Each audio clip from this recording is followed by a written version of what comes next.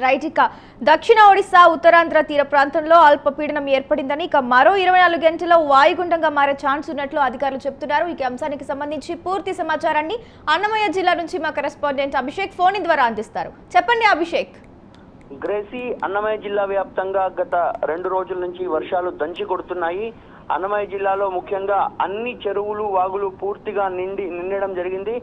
ఇదే క్రమంలో అధికారులు కూడా దీనికి సంబంధించి తగిన జాగ్రత్తలు కూడా తీసుకుంటున్నారు. లోతట్టు ప్రాంతాలకు కావచ్చు, లోతట్టు ప్రాంతాల్లో ఉన్న ప్రజలు కూడా జాగ్రత్తగా ఉండాలి అని ఎప్పటికప్పుడు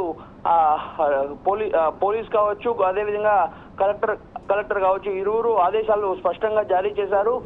ప్రతి రెవెన్యూ అధికారులు కూడా ప్రజలకందరికీ అందుబాటులో ఉండాలి. అందుబాటులో ఉండి ఎక్కడైనా లోతట్టు ప్రాంతాల్లో ప్రజలు ఉంటే వారికి తక్షణం వారిని సురక్షిత ప్రాంతాలకు తరలే విధంగా చూడాలి.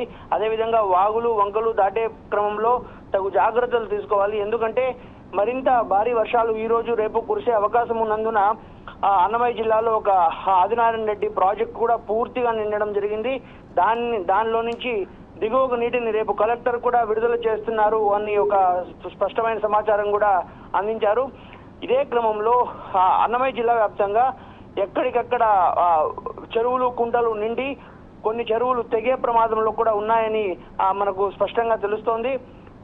ఇదే పరిస్థితుల్లో అన్నమయ్య జిల్లా వ్యాప్తంగా అధికారులు కావచ్చు స్పష్టంగా ప్రజలకు ఆదేశాలు జారీ చేస్తూ ఉన్నారు.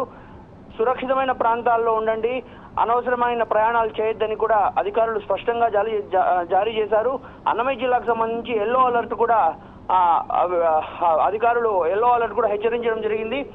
దీనికి సంబంధించి ఏదైనా ఒక ఇబ్బందులు ఉంటే కలెక్టర్ కార్యాలయంలో టోల్ ఫ్రీ నెంబర్కి కాల్ చేయాలని కూడా అధికారులు ఒక నెంబర్ను కూడా ఇవ్వడం జరిగింది. Gracie. Right Abhishek, thank you.